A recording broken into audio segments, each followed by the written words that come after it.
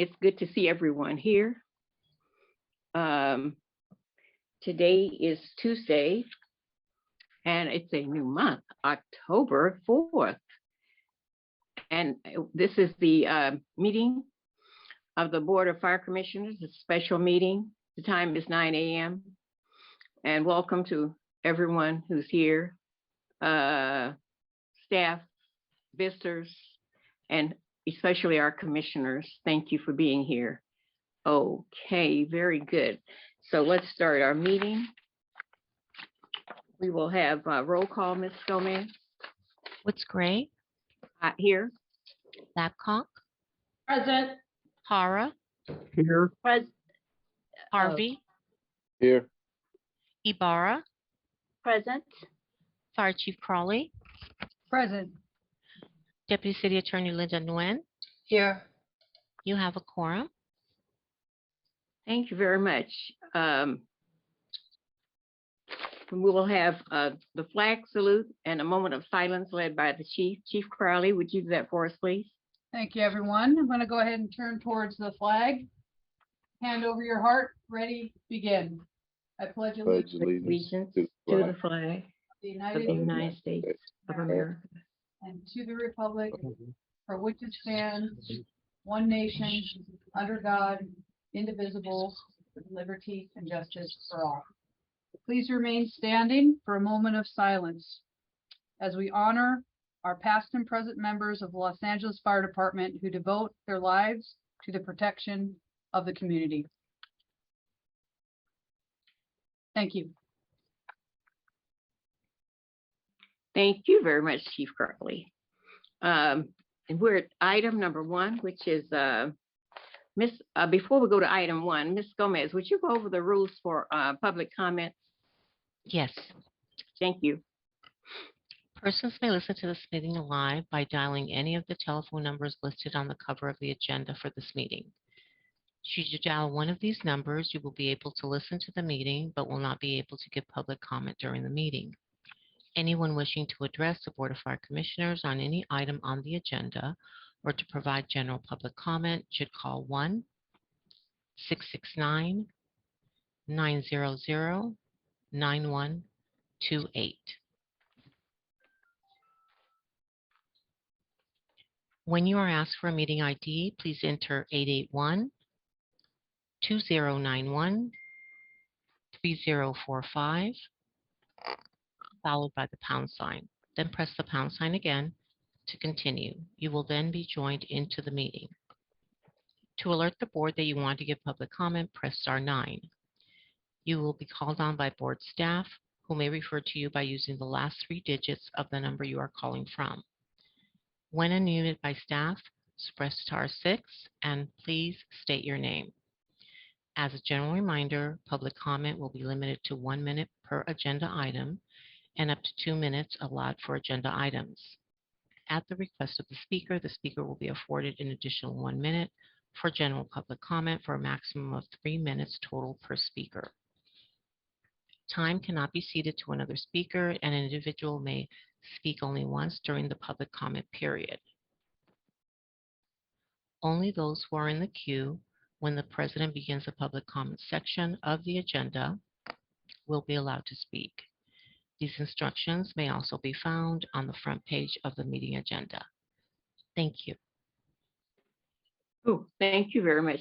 Okay, now we'll move to item 1, which is commissioner comments.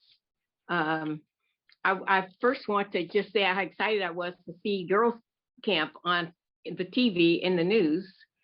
It looked like a great group of girls, a great group of trainers. And thank you to all those people who volunteered and gave up their time for the weekend and went over to help expose the girls to firefighting skills. And they seemed very excited, the ones they interviewed on television. And I love the hot pink t-shirts. Those were great. So it stood out. Okay. And so thank you again to the organizers of the girls camp and the volunteers who worked. That was it was a lovely weekend actually to be outside doing the work that they did. Okay, are there other comments from other commissioners? I'm sure there's some commissioners who attended, so let's hear from them. I did attend. But actually, prior to that, on the 22nd of August, I attended the LA for All meeting put on by the Civil Rights Commission. And in that, Mayor Garcetti was there. Several of the city council members were there. John Lee apparently was the one who helped organize this meeting. It was at the Los Memorias AIDS Monument in Lincoln Park, and it was actually a great meeting. But I did attend the girls' camp. Actually, when I first arrived, at Drill Tower 81, they were shooting videos of the current recruit group who are going to be graduating this Thursday. And then the girls' camp started, and Mayor Garcetti was there. Nuri Martinez was likewise there, giving great comments. And then, of course, Chief Crowley was there. And then apparently on TV, they did show the graduation component, if you will. And Chief Larson presided over that event. And once again, and Chief Crowley gave great comments as well. And as shown on TV, it was great energy, and the girls were really really enthusiastic and what have you. And I thought it was a great event. Thank you, Dr. R. So you got a 2-for-1 there at the tower on Sunday, huh? That's great. Thank you for representing us and going out. And I'd like to hear more about the LA Fall sometime at another time, but that sounds interesting. Okay, are there other comments from other commissioners?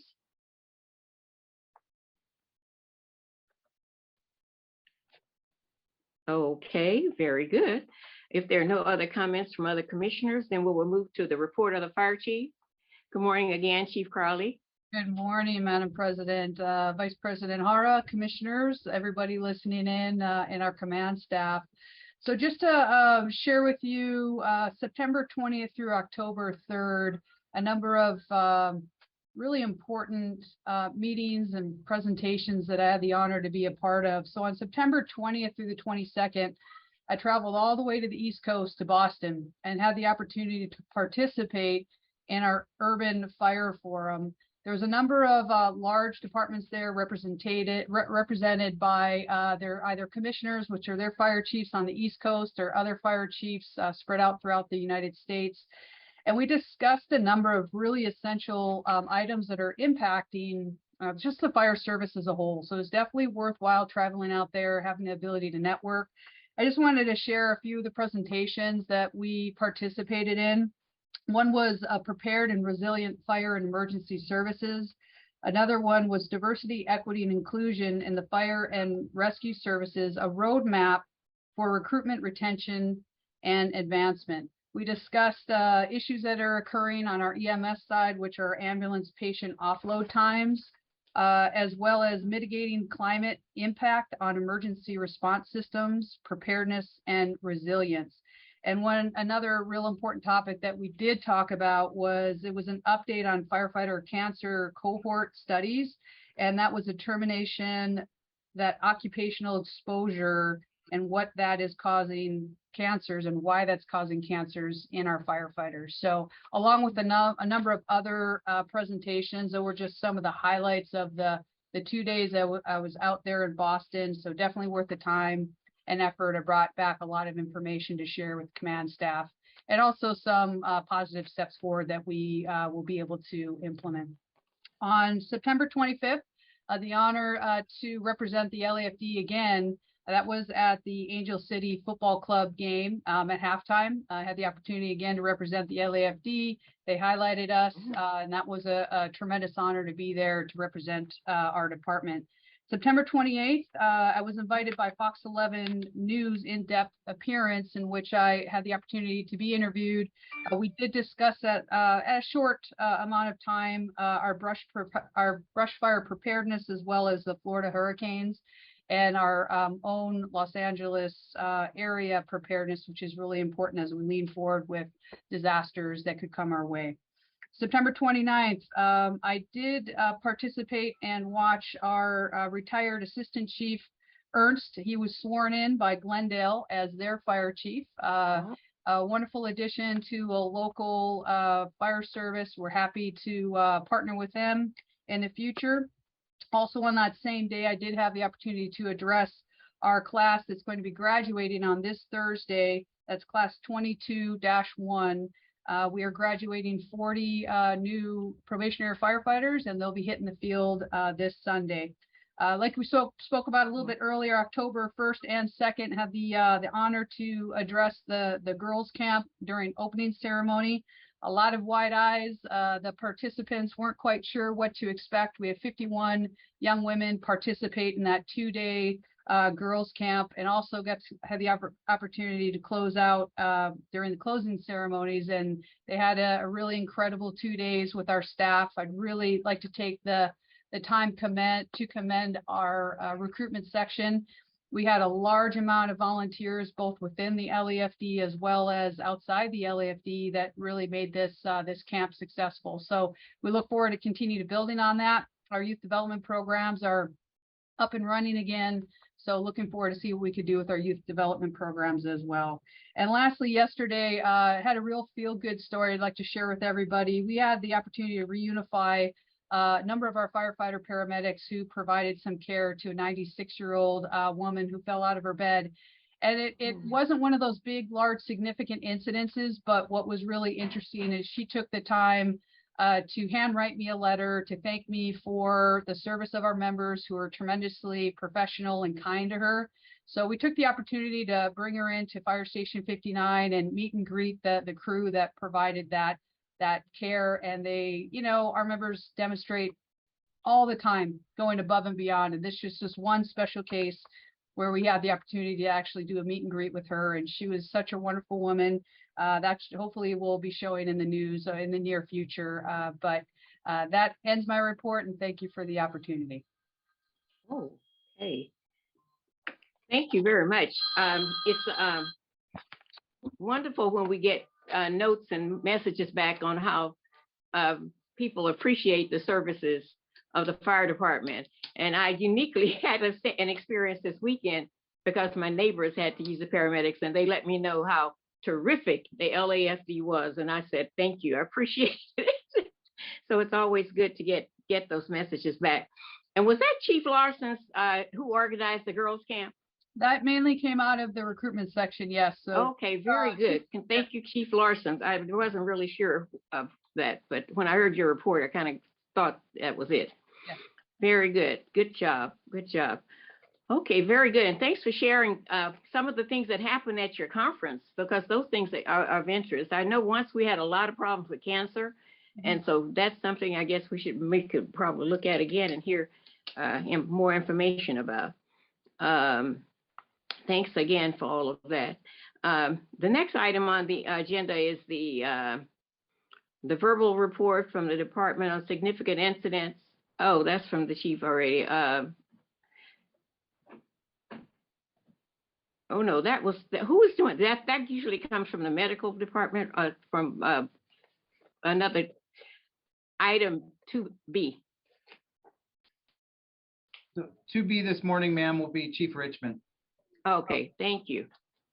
Good morning, Madam Commissioner. Good morning, Chief Richmond. It's been a long time since I've been before you, so it's nice to see all your faces. I know, very good to see you too. While. So Chief Crowley and command staff, my name is Trevor Richmond. I'm the Deputy Chief in charge of Operations Valley Bureau. I'm here to report on a pretty significant incident we had in the Valley Bureau on September 21st at about 1 p.m. in the afternoon. LAFD companies were dispatched to a reported brush fire in the Fire Station 24 district at 10018 North Sunland Way. And what they found was approximately 2 to 5 acres burning in a remote location between Latuna Canyon Boulevard and Sunland Boulevard. And if you recall, in 2017, this was in the general area of the Latuna fire that burned nearly 7,200 acres. So that fire was over Labor Day. This fire didn't have wind associated with it, so we were able to hike into this remote location. It was about 3/4 of a mile hike. And with the assistance of the water dropping helicopters, we were able to slow the fire's progression in about the first 2 hours. All told, we had over 50 LAFD fire companies assigned to this incident. The total acreage before the fire was completely contained was 107 acres. And if I can, in this particular area, this is part of the Foothill Mutual Threat Zone. And this is very unique in that it involves multiple agencies, not just Los Angeles City Fire Department, but also the Angeles National Forest and LA County Fire Department, all responding on the initial alarm. It's one of the largest initial alarms in the United States, with over 60 fire companies coming from the first 911 call. So we've had great success with this agreement over the last several years with the Angeles National Forest and LA County Fire Department. And our goal is to keep these fires as small as we can. So that's the end of my report, unless you have any questions. Oh, very good. Are there any questions from commissioners for Chief Trevor Richmond? It's a good thing we haven't heard from you in a long time, Chief, because that means you've been keeping the fires out there. We're doing our best, Commissioner. That's great, because you have some difficult areas out there in your district. You do. Thank you. Very good. Well, thank you very much for that report. And thanks for the good work that you guys are doing. I love hearing how you come together and work together to put those fires out, because it helps to protect those people, the homes and in the neighborhoods around there, when you get right on top of it. And you seem to have a great handle on that. I appreciate that. Okay, very good. Let's move to item 2C. That's the medical director. Morning, Madam President. Tyler Dixon, Assistant Chief. Good morning, Chief. I'll be presenting for the in place of the medical director, ma'am. Good morning. Okay, thank you. Morning, Madam President, Commissioners, Fire Chief Crowley, Deputy City Attorney Nguyen, command staff, colleagues, and guests. I'll be presenting 3 incidents as examples of the EMS incidents that our firefighters, paramedics, and officers have responded to since August 16th, seeing thousands of patients and transporting thousands of patients. The first example is on September 19th in the in the Valley in 90s District, Fire Station 90s District. We had a total of 4 fire companies and 4 rescue ambulances respond in the early morning hours to a major intersection where they came upon a 3-car accident requiring extrication of several patients, and seeing a total of 7 patients, transporting 3 of those patients to local trauma centers, 1 to a regular emergency receiving facility, and treating 2 additional patients on scene and releasing them, and 1 patient declining transport. Of note for this incident, why I bring it up, is this is an example of the excellent trauma system that we have in the city of Los Angeles in partnership with our local hospitals. In just over 30 minutes from the time of alarm, all patients were transported to the hospital and in the receiving center of a trauma facility. This is well within national guidelines of the golden hour that we attempt to accomplish on every trauma incident. On the 20th of September, Engine and Rescue 7 in the Arleta area of the San Fernando Valley responded in the early morning hours to a 57-year-old female at her home at the top of a very narrow stairway on the 2nd floor of a townhome. The paramedics and firefighters found the patient in severe respiratory distress and immediately recognized the life-threatening condition that this patient was suffering, providing advanced life support in the bedroom of the patient, while additional firefighters retrieved specialized equipment to carry the patient down the very narrow stairwell. Unfortunately, as the patient was being carried down the stairwell to the ambulance, patient suffered a sudden cardiac arrest. Fortunately, firefighter paramedics and EMTs were able to immediately apply life-saving medications and treatment, including CPR, and were able to, in short order, return spontaneous circulation. The patient was delivered to the hospital in short order, breathing on their own with continuous circulation throughout. This is an example of the excellent treatment that our paramedics and firefighters are providing every day in these life-threatening situations.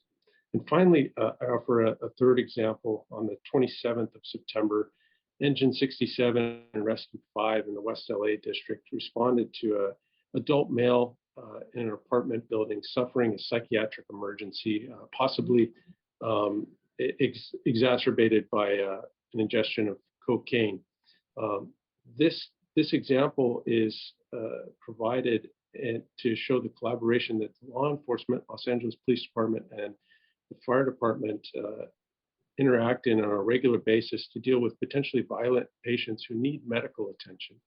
Of note, the paramedics reported that as they observed the initial actions of the patient, they recalled recent training from our EMS update. Every year, paramedics go through an annual continuing education, and one of the modules this year specifically deals with contemporary treatment of psychiatric emergencies, which require a co-response between law enforcement and medical personnel. The paramedics were able to apply the lessons they had just recently learned in their continuing education and mitigate the incident with minimal need for restraint, using soft restraints rather than law enforcement handcuffs, using verbal de-escalation techniques, and finally medication to allow the patient to be delivered safely without injury to the patient or the responders to the local emergency room. I offer these as three examples to the commissioners. Welcome any questions, and thank you for your time. Okay, thank you, Chief Dixon, for those examples of the fine work that the LAFD is doing. Are there any questions for Chief Dixon from the commissioners? Okay, very good. Thank you, Chief Dixon. Thank you, ma'am. Okay, now we move to item number 3, which is public comment period. Ms. Gomez. Good morning. Oh, there were 5 hands up. Now there's 4. We lost one, but the first one that I have is area code 714, number ending in 403. I request that you unmute. Please state your name and the agenda item or items you are speaking to, and if you have a general public comment. Hi, my name is Libby, and I will be speaking on item 2 and general comments. Very well. You have 2 minutes. Please begin. Thank you. Thank you. I want to congratulate Chief Larson on a very successful girls' camp, and I am encouraged by Chief Crowley's report on the conference she attended in Boston. The topics that were covered are so relevant to issues facing this department, and it's always good to get outside information and perspectives. I'm primarily calling because I'm concerned about this commission's retaining its independence. The core purpose of this commission is to be an independent body overseeing the LAFD. When Delia Ibarra was president of this commission, it was clear that she was following the wishes of the mayor, who clearly had the union in his ear. I've been very pleased that the commissioners elected Jimmy Woods Gray and Dr. Hara to leadership, where they have maintained the independence of this board and have not been beholden to the union. I'm asking that the commissioners continue to honor their mission and maintain that independence. Thank you. Thank you for your comments.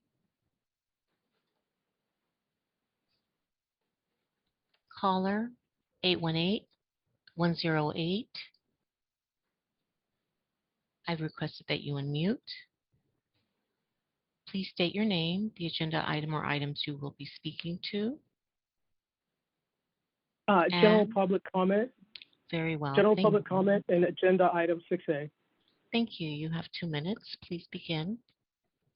Good morning, Madam President, Vice President and Commissioners. Chief Crowley and Command Staff. My name is Chris Larson, President of Los Angeles Women in the Fire Service.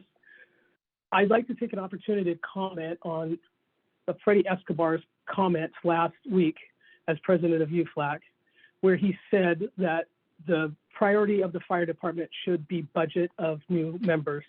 Apparently, he didn't read the same budget report that I did, where it notes that the number one priority of the fire department at almost $20 million is staffing. It's a shame that he spread such disinformation to the rank and file when in fact, all the current fire chief and former fire chief put firefighter safety and hiring as number one. And I'd also like to comment on remarks by Delia Ibarra. She has now confirmed what many of us suspected, is that she was in cahoots with UFLAC and the mayor to do their bidding and not be an independent advocate for the fire department. So thank you, Madam President, for your outstanding leadership. And I hope you continue to advocate as an independent authority for the fire department. Thank you. Thank you for your comments. 818 ending in 438.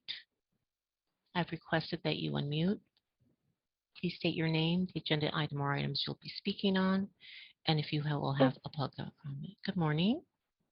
Hi, good morning. My name is Cynthia. I'd like to speak on agenda items and public comment, please. You have 3 minutes.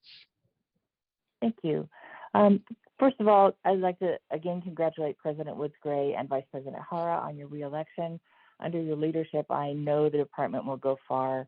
And as for last commission meeting, I'd also like to address the comments made by Union President Freddie Escobar, who was doing his best to sound outraged over his misconception that the department was prioritizing DEI over firefighter hiring. Freddie, if you're going to try to push your agenda to diminish the importance of DEI by purposely misleading those with boots on the ground that the department is prioritizing that over their well-being, perhaps you should actually read what the budget priorities are, because recruitment and hiring is listed as number 1. DEI is listed as number 4. The misinformation you are spreading throughout the rank and file is practically criminal. Imagine how morale would be improved if you could actually educate yourself to give truthful information and stop being so freaking terrified of progress. You are continuing to do such a disservice to the sisters and brothers of your union, and I hope the union has a new president soon who will be able to take it in a new direction. And Delia Ibarra, what can I say? Every time you make another comment to try and set the record straight, you just wind up making it totally worse. You still hold on to the claim that as commission president, you did not know you were supposed to hold elections every year, despite the fact that it is stated as such in the charter and that the other commissioners were requesting an election. As a Stanford-educated lawyer, I'd think you'd know you were supposed to read the charter. And then, when you tried to clear that up, you admitted that you were put in place as president by the mayor's office without a proper election. You basically admitted that under your quote-unquote leadership, the mayor was pulling the strings. So thank you. It's now a matter of public record that you were doing the mayor's bidding and only aligning with the union, ignoring the rest of the stakeholders. And when the mayor managed to get rid of the only 2 commissioners, Andrew Glazer and Rebecca Ninberg, who insisted on fighting for everyone, and even after the city attorney ordered you to hold elections, you refused to do so until Commissioner Glazer was replaced so you could hold on to power. Your track record as president speaks for itself, and you should be ashamed of yourself because the citizens of Los Angeles are definitely ashamed of you. So thank you, Dr. Hara and President Woods Gray. We've finally replaced the obstructionist regime of the former fire chief, the former commission president, and hopefully the soon-to-be former president of the union, who sought only to further their own agenda while ignoring the majority opinion of their stakeholders. Onward to progress. Go LAFD. Thank you very much. Thank you for your comments. Number 818 ending in 300. I've requested that you unmute. Please state your name, the agenda items you'll be speaking on, and if you have a general public comment. My name is Michael. Could you guys hear me? Yes, please go ahead. Thank you. So I'm speaking on general comments. I'm a physician in the Los Angeles area. I both live and work here. And I'm calling to express concern. One moment, please. With the fire one moment. If you only have general public comment, I'll give you 1 minute and you may begin. I'm calling to express concern that the fire department's now posted the position for medical director. I believe it's 4 times in the past year and has been unable to fill it. And my question for Chief Crowley and other members of the Fire Commission is, why do you think that's the case? I understand that there's a number of emergency physicians that are qualified and specifically trained in EMS that live and work in the community, and have had several medical directors that are incredibly qualified and national leaders in the past. I also understand that there's about 10 fires at most a day in the city of Los Angeles, yet there's about 100 chiefs, yet the vast majority of calls, which are almost 2,000 medical calls a day, and they're having difficulty keeping a medical director at this point. I'd like to know why that is, and it sounds like there's almost an effort to not have a medical director. I find this troubling from someone that lives in Los Angeles, raises a family in Los Angeles, and works in Los Angeles. I think the citizens of Los Angeles need close oversight of the EMTs and paramedics, and it needs to be done not via an EMT or paramedic providing that oversight. Thank you. Thank you for your comments. That was your last public comment. President Woods Gray, I don't see the person that we lost initially attempt to come back on. Okay, very good. Thank you very much, Ms. Gomez. Thank you to all the people for your public comment. The public involvement is important. Let's move on to item 4. It's determination under the Government Code Section 54953E1. And the first item on there is a report from Chief Everett regarding the feasibility of conducting a hybrid board meeting. Chief Everett. Morning, Madam President. Good morning. Good morning, Vice President Hara and the rest of the commissioners, Chief Crowley, Letitia, and Linda. My name is Graham Everett. I'm a deputy chief, and I serve as the chief of staff.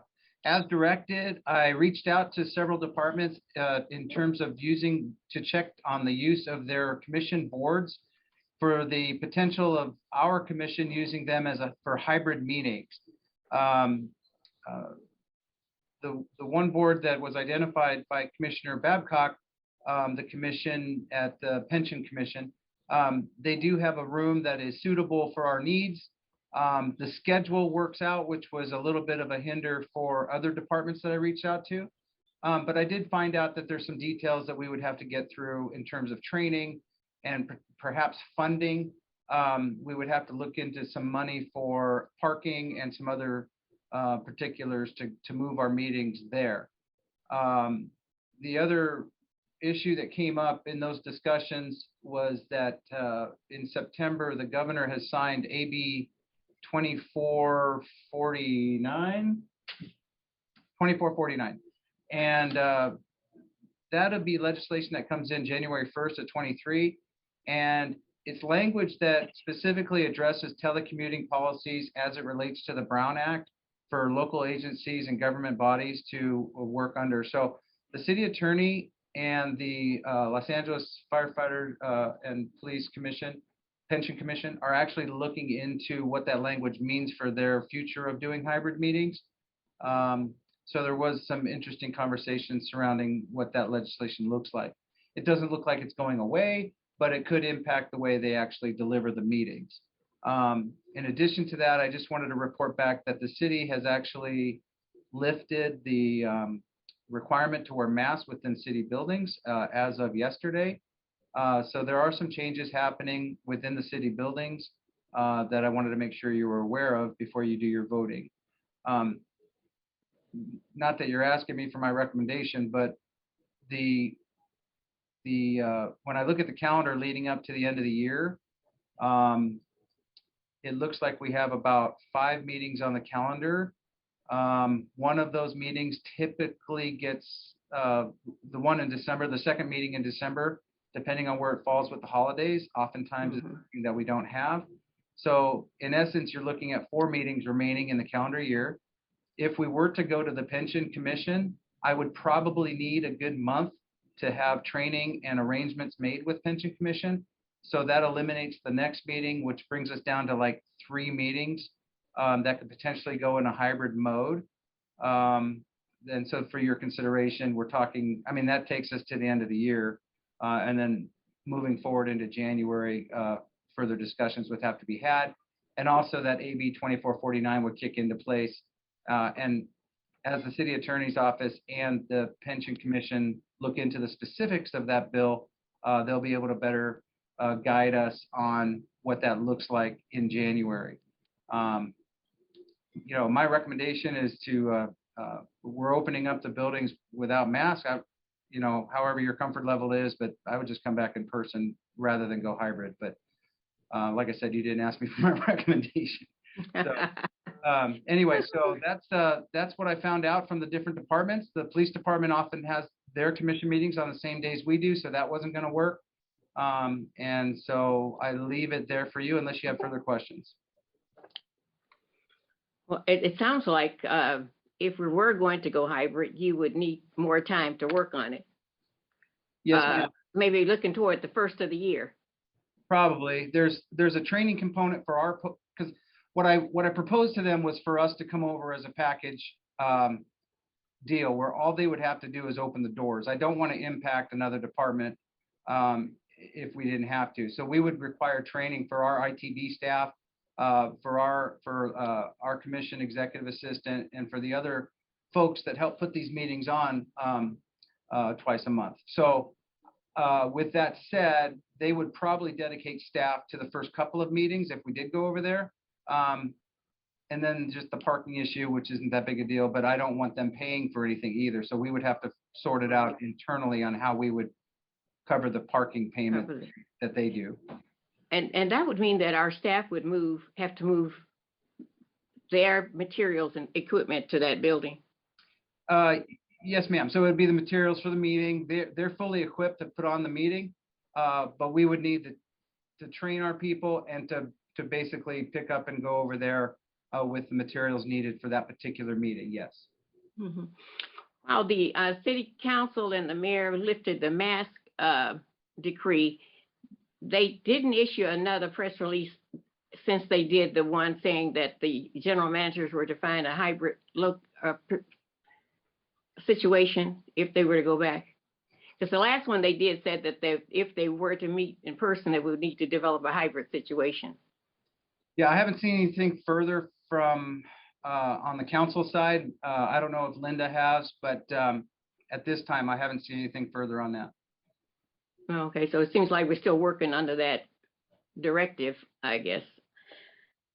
Okay, and I'm slightly familiar with AB 2449. I'm glad to see that the governor signed that. In fact, he was actually pushing it so for his commissions. And just a reminder, I know several commissions when I met with them and also watching city council, a lot of the government bodies back in the city are back in person, just so you're aware. Other commissions, I mean. I wasn't aware other commissions were back, except for maybe the pension and was hybrid. Yeah, they're doing hybrid. There are other commissions that are in person, but I know city council is back in person. Oh, yes. We've seen, I'm sure even today, they're going to have a large group of people in there. Okay. For the to the city attorney, once we move away from the virtual meeting, we vote to go away from that. Is there possibilities to return? Because there's lots of talk in the news from science and doctors and whatever that there might be a surge in the winter.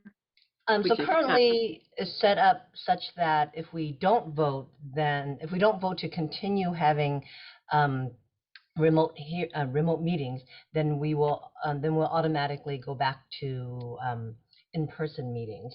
And then we lose the ability to have remote meetings, at least under the current legislation. But if there is a surge, I think the sense is that the governor will issue some kind of emergency declaration, just as he did at the beginning of COVID, that would allow for it. But that's not a guarantee. That's just the sense that if there's a need for Brown Act bodies to meet virtually because of the current healthcare situation, and the Brown Act body is currently meeting in person and has kind of given up the ability to meet remotely. There's a general sense out there that the governor might step in, but again, that's not guaranteed. I think in AB 2449, he did make some well, because there was a need for his commissions and boards to meet from various locations. And I think that I'm happy to hear that he included the Brown Act people in it too, because that was a concern that was raised. I'll need to look at it. Okay, from other commissioners, Thank you, Chief Everett, for looking into my request. I appreciate you getting back to us so soon.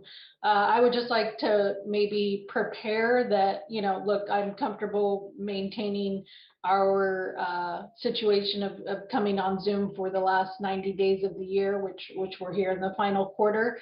But I'm not familiar with the governor's legislation that he put forward, but if it's still to maintain an opportunity to be on Zoom, then I think for those of us who want to be in person and be hybrid after the first of the year, maybe that will give you all time to sort out what needs to happen over at pension, and at least so that we're prepared versus, having to still wait another couple months after the first of the year. So that would just be my only request there. okay, thank you, Commissioner Babcock. Are there other comments from other commissioners?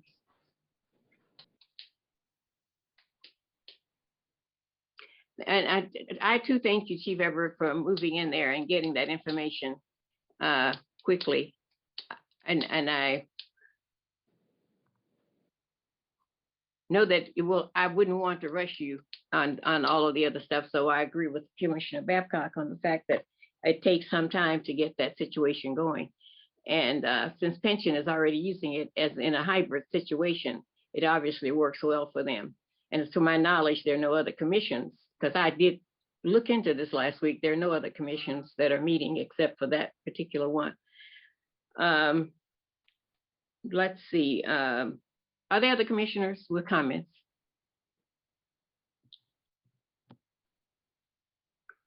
Okay, there are no other commissioners with comments.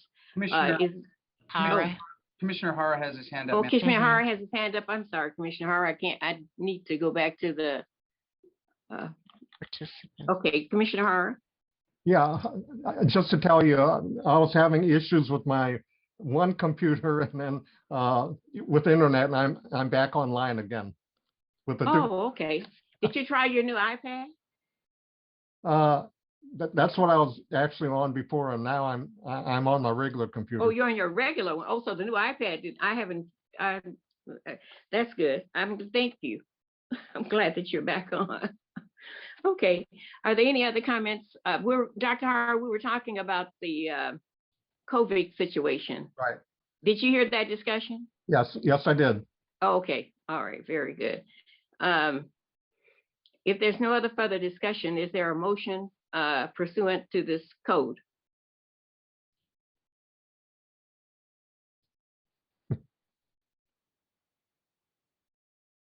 I move that we continue with the remote model that we're using right now. Is there a second? I'll second that. Okay, so it's been moved and seconded that the commission determines that under the COVID-19 state of emergency that we continue to meet virtually. Ms. Gomez, would you call the roll on that, please? Woods Gray. Aye. Babcock. Yes. Hara. Aye. Harvey. Aye. Ibarra. No. Okay, very good. Oh, Ms. Gomez, I'm sorry, you had one final thing to say. Motion carries. Thank you. Okay, very good. And Chief, if you will continue to move forward with the virtual meeting with the pension board, that will be, that sounds like it would be great. It would be great. We'll work out. And I wonder, I don't know, Commissioner Babcock, when do they meet? I may try to tune in so that I can see how their meeting works. On Thursdays, the first and third Thursday of the month. First and third Thursday. Oh, okay. Maybe they're second and fourth. I'm confused now because we're first and third. I forget. But yeah, they're Thursdays. So I believe it's the first and third Thursday. first and third. Yeah. Okay. First and third. Oh, it's the same weeks as that we. Yeah, I thought it was. But good, it's on Thursday and we're Tuesday, so that's yeah, good. they start at 8:30. Oh, wow. At least they did a year and a half ago, so. And ma'am, we'll Oh. follow up with them and kind of put a target on January to see what details we have to work out between now and then. Oh, okay. Very good. I know that you will take good care of that for us. Thank you very much. So now we can move to item 5, consent agenda items, 5A, B, and C. Are there any concerns or questions for a discussion on any of those items? If not, a motion is in order to approve, to receive and file, or Motion to take receive action. and file? To take action, because some of them are not just receive and file. Oh, yeah, motion to. Let's see. Motion to take action and receive and file if there's a separation. Okay, very good. Is there a second? Second. Okay, so it's been moved and seconded that we approve consent agenda items A, B, and C. Ms. Gomez? Woods Gray, Aye. Babcock, Yes. Hara, Aye. Harvey, Aye. Ibarra, Yes. motion carries. Okay, and so now we're at item 6, regular agenda items. Chief Graham Everett. Good morning again, commissioners. Today I have item 6A, which is the verbal update on the COVID numbers for you. As you know, we have 3,426 sworn employees. We have 352 civilian employees for a total of 3,778. Of those numbers, 2,921 sworn members are fully vaccinated. That's a percentage of 85.26. And 315 civilian members are fully vaccinated. That's a percentage of 89.49. The total being 3236, and the total employee number percentage would be 85.65 that are fully vaccinated. The department has received 342 requests for exemption. 294 of those are religious-based and 34 are medical-based. 14 are both medical and religious-based. And so as we work through that exemption process, they will be processed through personnel and through the department on appeal. We had 230 members on an unpaid administrative leave that were non-compliant. They became compliant after they were placed on leave. 211 of those members became compliant after they were placed on that leave. 16 members have resigned, 2 members have retired early, and 2 members have been discharged. And we have 16 members that are currently continuing on that unpaid administrative leave. As of today, we have 7 members that are currently off duty with COVID. 3 are in isolation at home. 3 are unable to return to duty due to post-infection disability, and 1 member is on light duty with a post-infection disability. No one is in the hospital today, and that concludes my report for this week. If you have any questions. Very good. With the city moving away from so many of the pre-COVID requirements, does there seem to be any talk, or what committee handled the ordinance that came down about the vaccines? Was that from a committee? Was that from public safety, or? It was full I'm wondering if they're talking about, what are they going to say now that they're changing? Will they say there's no vaccines required? They're getting ready from the mask. They don't have to social distance. What will they say? Is there what committee does that? Did it come from a committee, or was it just out of the general city council? It was full city council vote, ma'am. So I think there were several committees involved, but the full council voted on that ordinance, and any changes to the ordinance would require a full city council vote as well. That's something to watch, because, but of course we still have a new vaccine that they're saying we really should be getting, which, and so who knows? We'll see what the city council does. I'm sure someone will push them into looking into it soon. Okay, are there any questions or concerns or comments from the commissioners for the chief? So until the changes are made, you continue to process the firefighters who have not been vaccinated. Yes, ma'am. In absence of any change from city council, we're just moving forward with what we have in hand. Okay. Okay, very good. Are there any other comments or concerns or questions from commissioners for Chief Everett? Okay, thank you very much, Chief Everett, for keeping up with that record for us. Yes, ma'am.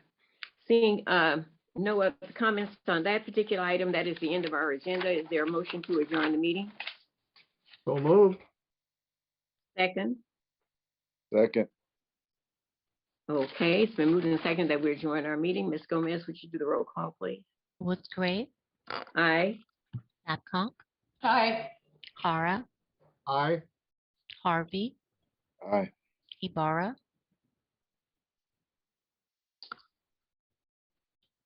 Yes. motion carries. Thank you. Okay, thanks everyone. Have a you. good 2 weeks. We'll see you soon, I'm sure. And congratulations to all those people who'll be graduating on Thursday.